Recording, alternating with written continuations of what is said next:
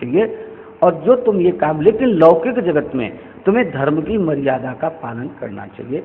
आध्यात्मिक दृष्टि से शरीर का कोई महत्व नहीं है, लेकिन लौकिक दृष्टि से हमारा जो लौकिक धर्मों का पालन तुम्हें करना चाहिए। जब गोपियाँ देखा कि जब हमने, वो भगवान कहते हैं जब तुम मुझे ही प्राप्त करना चाहती हो तो प्राप्त करने का, देखो माता और पुत्र, अगर माता लज्जा करती रहेगी तो बालक को दूध कैसे पिलाएगी? दूध पिला सकती है? माता को पर्दा हटाना पड़ता है, और जब वो पर्दा हटाती है तभी बालक दूध पीता है। और उसका जो ममत्व है, जो प्रेम है, वो बालक के मुखार बिंद में दूध बन करके चला जाता है। वैसे ही भगवत पथ में ये जो पंच तत्व का जो पर्दा है हमारे जीवन में, जो त्रिगुणात्मक हमारे जीवन में पर्दा है, इन स्थूलों की शरीरों की अवस्थाओं का जो पर्दा है, भगवान कहते हैं इससे तुम्हें दूर होने, इसको हटाना पड़ेगा। और जब तुम हमको पति मानती हो, मानना चाहती हो, फिर लज्जा किस बात की? लज्जा आप क्यों करती हैं? भगवान ने वहां पर तत्वतः ज्ञान प्राप्त किया और तब उन गोपियों की जो लज्जा थी, संकोच छूट गया और वो बिल्कुल ऐसे ही वस्त्रहीन भगवान कृष्ण के सामने जब खड़ी हुई, तब भगवान ने कहा मैं यही तुम्हें बताना चाहता था कि तुम वस्त्र विहीन होकर के इस जल में स्नान करती हो, इसमें वरुण देवता का वास रहता है, इसमें वरुण देवता का अपमान होता है। मैं तुम्हारी इस गलती को सुधारना चाहता था। अपने तुम कपड़े ले जाओ और अपने घर जाओ। गोपियों के सारे कपड़े भगवान ने दे दिए, उनका अज्ञान दूर हो गया और भगवान में उनकी तृप्ति हो गई। और भगवान ने वहां पर वचन दिया कि कुछ आगे समय आने पर मैं तुम्हारे साथ में महाराज करूंगा, तब तुम्हें मेरी पूर्ण तरह से प्राप्ति हो जाएगी। और यहाँ से भगवान यमुना के किनारे ग्वाल बालों के साथ आए हुए थे, अकेले नहीं आए थे भगवान। चीरहरण की लीला में, भागवत में सब ग्वाल बालों के साथ आए थे। और वहां से जब वो चलने लगे तो गोपियां भी अपने अपने घरों को चली गईं। तब उनको ग्वाल बाले बोले, अरे कन्हैया बलराम, हमें तो भूख लगी है भैया, बहुत देर है गई और हम लोग आज वैसे ही घर से चले आए, कोई खा के भी नहीं आया है और हमको भूख लगी। तो कृष्ण को कहा करे तुम्हें नहीं मालूम? अरे हमने सुनिए भैया, यहाँ कोई मथुरा के ब्राह्मण लोग आए, यहाँ यज्ञ कर रहे हैं और यज्ञ में तो कहते हैं चकाचक भंडारे हुआ करते हैं, हमने सुना। ये तो ब्रज है भैया, रोज माल घुटे भैया, यहाँ रोज राजभोग बने, रबड़ी सबड़ी ये सब चलती रहती है यहाँ। तो जाओ वहाँ चले जाओ यमुना के इस पार और वहाँ पर जाओ, ब्राह्मण लोग यज्ञ कर रहे हैं, जाओ और तुम हमारा नाम लेना, कृष्ण बलराम के हम सखा हैं और हम भूखे हैं, वो तुम्हें जरूर कुछ न कुछ दे देंगे और हमारे लिए भी ले आना साथ। तो अभी भी ब्रज में प्रथा, अब तो पता नहीं रही कि नहीं, पहले लोग आया करते थे तो और कोई साथ में नहीं आता था तो उसका परोसा साथ में जाया करता था। है अभी प्रथा के नहीं? चलो जय जय ब्रज की जय जय हो। बोलिए श्री वृंदावन धाम की जय जय श्री राधे श्याम। भगवान कृष्ण के कहने से सखा यमुना के इस पार गए, वहाँ ब्राह्मण लोग बैठे हुए थे। अब वो यज्ञ में पढ़ रहे थे, अपने आहुतियाँ वगैरह दे रहे थे। उन्होंने कहा ब्राह्मणों से, भैया हम सब भूखे हैं, हम बलराम कृष्ण के मित्र हैं, आपके यहाँ भोजन प्रसाद हमको दो, हम भूखे हैं, हमको भी खिलाओ और हमारे जो मित्र हैं कृष्ण और बलराम उनको भी दो। तो ब्राह्मण तो यज्ञ में लगे हुए थे, उनके मन में अपने वैदुष्य का भी अहंकार था, अपने ब्राह्मणत्व का भी अधिकार था। फिर यज्ञ में याज्ञ के हैं हम, इसका भी। और फिर ये ग्वाल वाला, इनको क्या, उन्होंने कोई इनकी उपेक्षा कर दी, कोई ध्यान नहीं दिया। वो बालक लौट आए और कृष्ण बलराम से कहा, अरे लाला हम तो गए, बोले भैया ले आए, कुछ लेके आए। उन्होंने हमारी ओर देखा भी नहीं और देख करके देखा भी तो उन्होंने केवल मुंह फेर लिया और अपने पठन पाठ में। तब भगवान ने कहा अच्छा चलो, ये भगवान दिखाना चाहते थे कि गोपियों में कितना प्रेम है और ये जो ब्राह्मण है किस अहंकार में ये सब डूबे हुए हैं। आप जाओ, इनकी जो पत्नियां साथ में आई हुई हैं आप उनको जा करके कहना। और वो जो मथुरा से जो ब्राह्मणों की पत्नियां आनी तो वो निरंतर ये देखती रहती थी कहीं यमुना के कुलिन पर कृष्ण का दर्शन हो जाए, कहीं बलराम का दर्शन हो जाए, पर वो हो नहीं पाता। तो उनके मंत्र, लेकिन अब पतियों की आज्ञा के बिना हम जाएं कैसे, बड़ी गड़बड़। तो भगवान ने उनकी भावना को ध्यान में किया, सुना, और अपने मित्रों जाओ, बोले जो उनकी पत्नियां उनको आप कहना जा करके। ग्वाल बाल फिर गए, और जब उन ग्वाल बालों को देखा तो सबके स्वरूप कृष्ण जैसे ही। तो वो सारी पंडितों की जो पंडितानियां थी निकल कर आ गई अपने प्रवास में से, जहाँ भी उनके वो थे। अरे लालाओ कहाँ से आए हो, कहाँ से आए हो? ये बोले ये हम कृष्ण और बलराम के मित्र हैं, सखा हैं, हमें वो भूख लग रही है, हमारे दोनों में सखाओं को भी भूख लग रही है, हमें कुछ आप दे। उन्होंने कहा है कि आप उनसे बोलना तो वो हमको जरूर देंगे। तो भैया एक महात्मा की थोड़ी सी बात सुना देते हैं।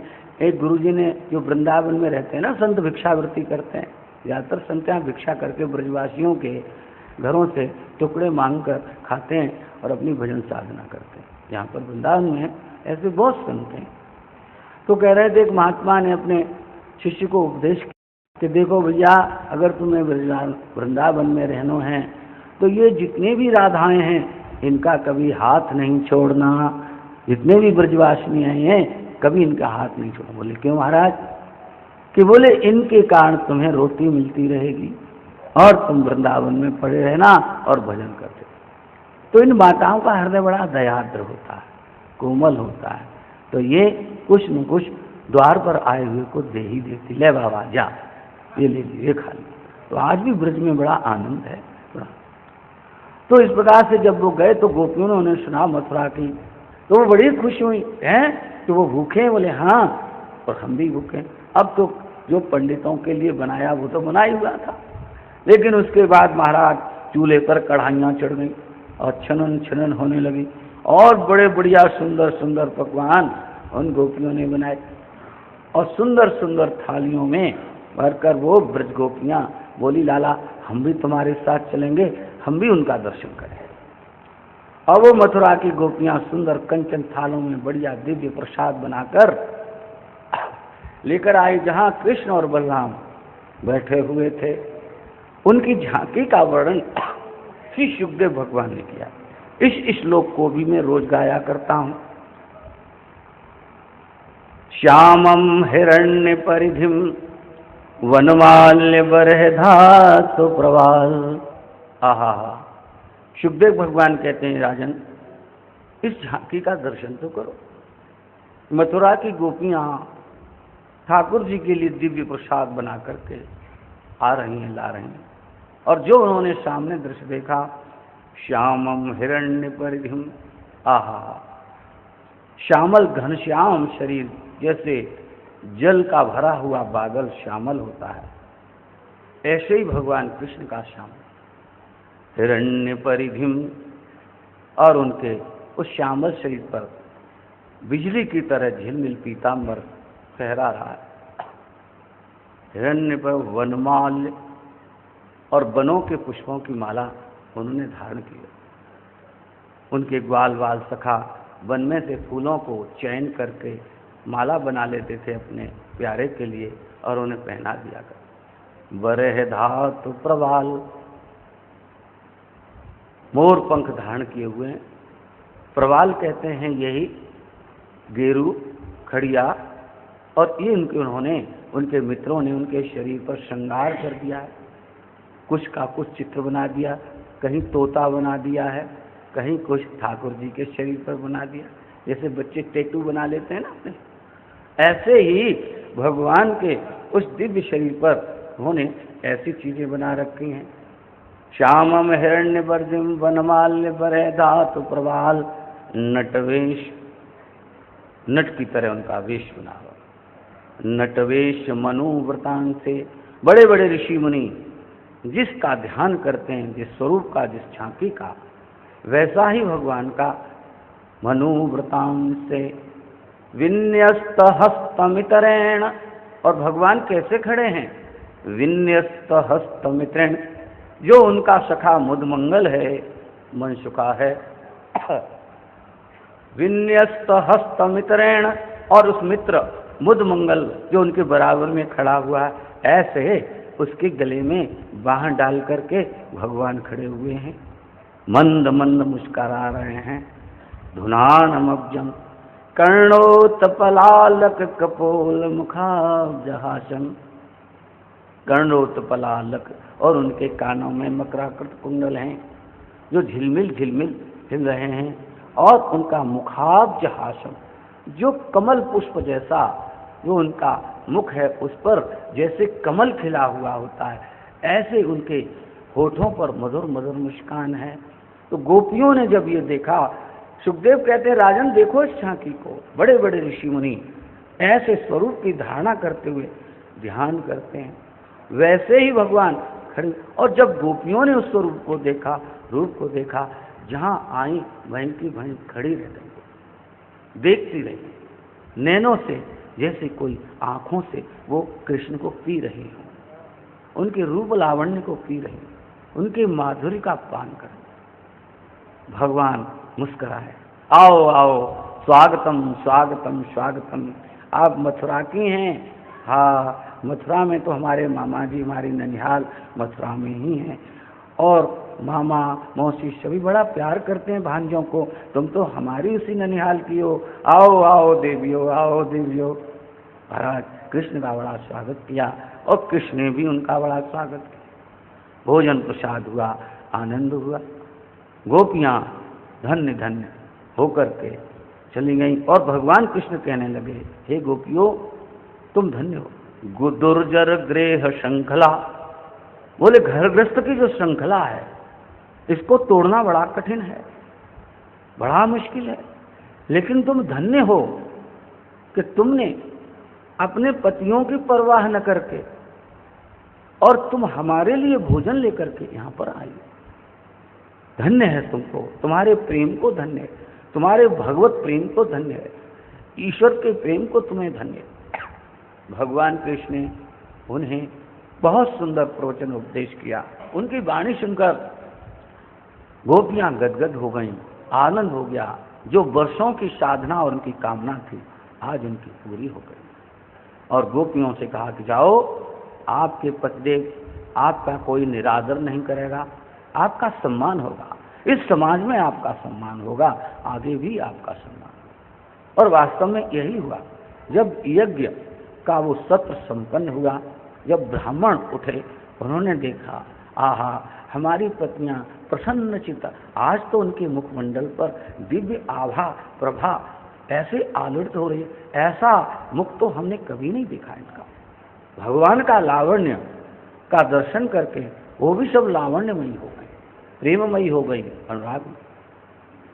भगवत प्रेरणा से उन विद्वान ब्राह्मणों के मन में ऐसा भाव पैदा हुआ, रे हमसे तो अच्छी हमारी ये पत्नियां हैं, हम अपने ब्राह्मणत्व के अहम में, वैदुष्य के अहम में, कर्मकांड की पवित्रा और अपवित्रा के ध्यान में हमने भगवान की सेवा छोड़ दी। और हम तो ऐसे, जब वो ग्वाल बाल आए तो हम तो न उनको हाँ किया न हमने ना किया, वैसे ही बैठे।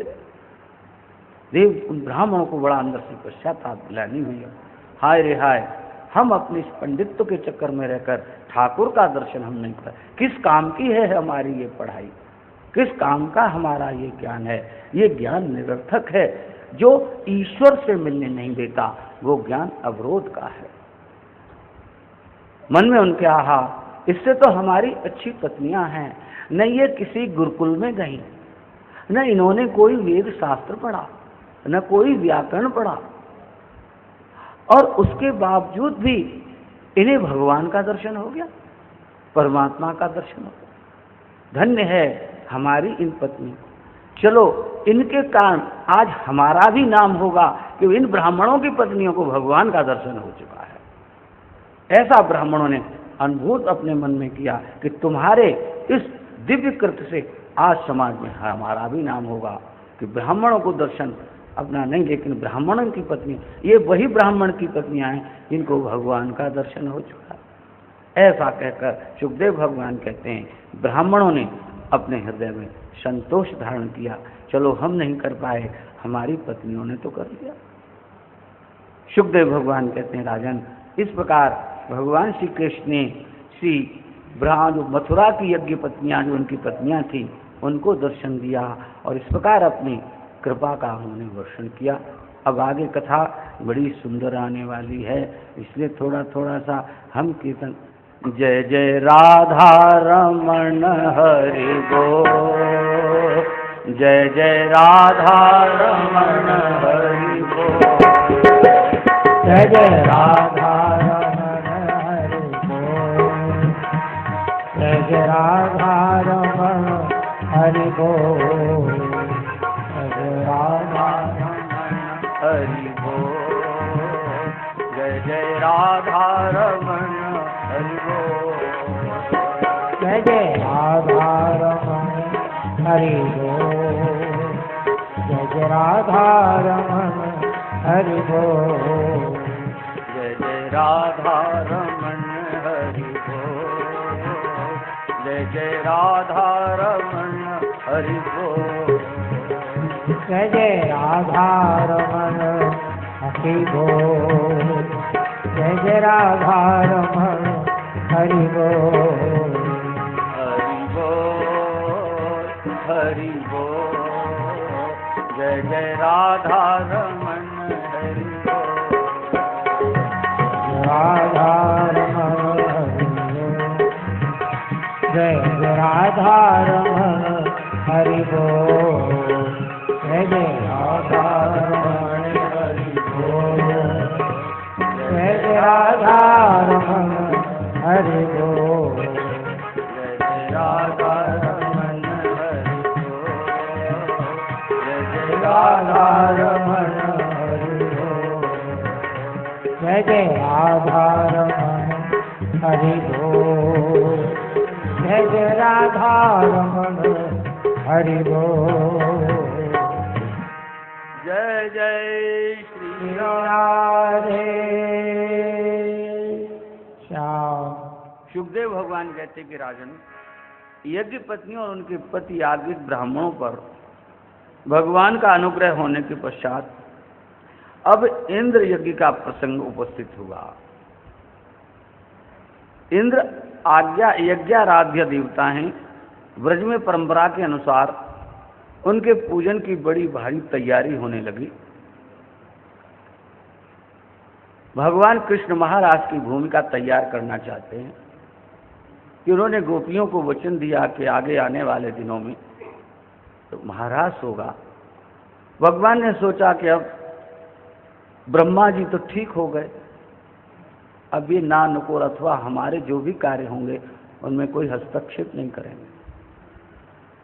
ब्राह्मण भी ठीक हो गए, क्योंकि ब्राह्मण ही विधि निषेध का काम करते हैं। ये ठीक नहीं, ये ठीक है, ब्राह्मणों का ही काम है विधि निषेध। ये ठीक है, ये ठीक नहीं, ये करो, ये मत करो। ब्राह्मण भी ठीक हो गए। ब्राह्मणों ने ठीक हो गए इसलिए कि हमारी पत्नियों को भगवान का दर्शन हुआ, हमें नहीं हुआ। अब भगवान सोचते हैं कि मुझे महाराज की भूमिका तैयार करनी है, उसके लिए भगवान अब सबको सुधारने लगे। इंद्र को भी बोले अब इसको भी अहम हो गया है। ब्रजवासियों की रोटियां खा खा करके इसका भी पेट बड़ा हो गया। और ब्रजवासियों का खाना तो आप जानते हो भाई। एक भक्त हमको सुना रहा था, मैं सुना देता हूँ।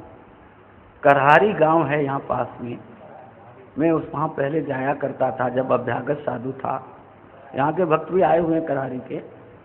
जब मैं उदासीन पंचायती बड़े अखाड़े में रहता था तो मैं गया, तो कहते हैं एक चौबे जी मथुरा से आए, उनका यजमान कहीं वहाँ रहता होगा कहीं।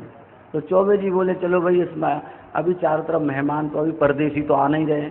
देखो मथुरा के रहने वाले जो चौबे हैं वो सोचते हैं यमुना हमारी है, क्योंकि हम यहाँ रहते हैं, और कोई बाहर से आ जाए तो ब्रज के लोग उसे परदेसी कहा करते। आप दिल्ली से आए हो, बोले परदेसी आए हो है, दूसरे गांव से आया, दूसरे शहर से आया। तो भाई उसने उसके घर में जो था तो उसने कहा पूड़ी वगैरह उसने बनवाई होंगी उसकी। तो बोला अरे राण के जी का ले आयो, ये प्राण सोखनी मेरे सामने रख दी नी तेने।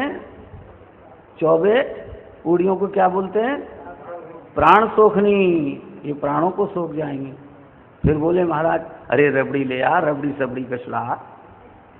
ये क्या प्राण शोक नहीं रखते। तो भैया ब्रजवासी जो हैं जैसा खाते हैं वैसा खिलाते हैं। अब ये तो राजभोग खावे है, रबड़ी खावे, कुलिया चाटे, कुलिया को चाटने और अनेक चीजें। भाई ब्रज में आप मिठाई का आनंद जो वृंदावन में है वो शुद्ध चीज मिलती है। यहाँ वैष्णवता है। वैष्णवता का तात्पर्य है कि हाँ सभी के गले में आप कंठी बंदी देखेंगे तुलसी की है। दुकानदार है, अगर बीड़ी पिएगा तो दुकान से नीचे उतर के पिएगा और फिर वहाँ हाथ धो करके फिर दुकान पर बैठेगा। ये वैष्णवता है, पवित्रता है। और यहाँ ज़्यादातर कुल्हड़ हैं, सकोरे हैं, दोने हैं, पत्तल हैं, उनमें आपको चीज़ देती हैं, डिस्पोजल चीज़ें, आप खाओ और फेंको, कोई झंझट नहीं। तो यहाँ वैष्णवता है और शुद्ध चीज़ें मिलती हैं। आप सवेरे यहाँ कचौड़ी खाने का बड़ा चलन है। यहाँ के लोग कचौड़ी का नाश्ता करते हैं। आप आगरे चले जाओ, ये क्षेत्र ही ऐसा है, व्रत क्षेत्र है सारा, तो यहाँ प्रातःकाल लोग कचौड़ी खाना पसंद करते हैं। आप देखो सवेरे 6-7 बजे उठो, इधर उधर रेहड़ियाँ लगी हुई हैं और उनका धंधा यही है। 8 से 10 तक वो कचौड़ियाँ चलती हैं। हा, सरसों के तेल में बनती, ऐसी तड़ंग मारती है सरसों के तेल की महाराज, क्या बताएं आपको। और ऐसा आलू का साग बनता है महाराज, आप खाते जाओ, सी करते जाओ, लेकिन उसमें स्वाद ऐसा होता है महाराज कि आप कहोगे। हमारे साथ दिल्ली के बच्चे जब आते हैं तो कहते हैं महाराज जब तक कचौड़ी नहीं खा लेते तब तक हमको लगता है वृंदावन में आए ही नहीं। बोलिए श्री वृंदावन।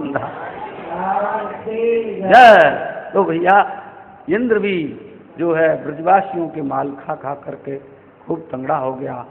जय जय श्री राधे श्याम, जय जय राधा रमण हरि बोल, जय जय राधा रमण हरि बोल, जय जय राधा रमण हरि बोल, जय जय राधा रमण हरि बोल।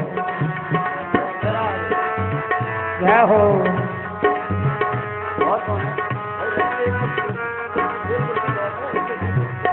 जय जय राधा रमण हरि बोल, जय जय राधा रमण हरि बोल, जय राधा रमण हरि बोल, जय जय राधा रमण हरि बोल, हरि बोल हरि बोल हरि बोल। हमारे महाराज श्री पूज्यपाद सुदीक्षण दास जी पधारे हुए हैं सुदामा कुटी से। बहुत ही दिव्य संत, सुदार संत सेवी। अभी वहाँ भी कथा हुई थी पूज्यपाद विद्वत्वर हमारे राजेंद्र दास जी महाराज की, तो हम वहाँ भी गए थे। तो महाराज जी कृपा अनुग्रह के लिए आशीर्वाद देने के लिए हम पधारे हैं। हमारी बात हुई थी, कह लेते हैं महाराज जी मैं आऊँगा जरूर, भले ही थोड़ी देर के लिए आऊँ। जैसे आप मुझे देखते हैं ना व्यस्त, वैसे हमारे महाराज जी भी वैसे ही व्यस्त रहते हैं। तो स्थानधारियों को जैसा मैं हूँ वैसा ही मैं समझता हूँ, तो मैं उनसे ज़्यादा वो नहीं करता। इनकी कृपा, इनकी अनुग्रह जो हम पर होती है वही बहुत है। और हमारे अब पूज्यपाद और भी महाराज श्री कृष्ण कृपा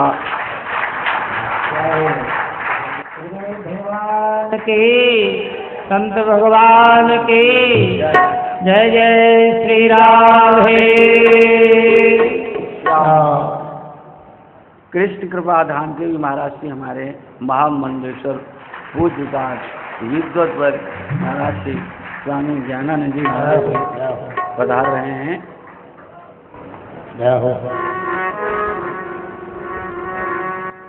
जय जय श्यामा, जय जय श्याम, जय जय श्री वृंदावन धाम, जय जय श्यामा, जय जय श्याम, जय जय श्री वृंदावन धाम, जय जय श्यामा।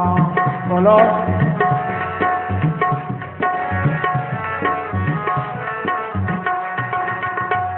जय जय श्यामा, जय जय श्याम, जय जय श्यामा,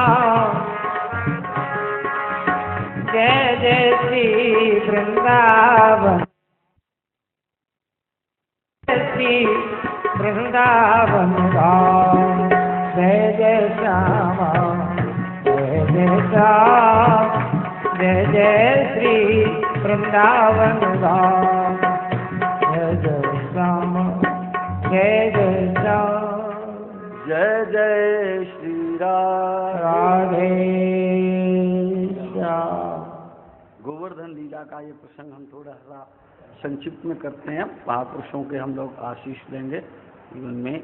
तो आप वैसे तो आप सुनते रहते हैं ये कथाएं।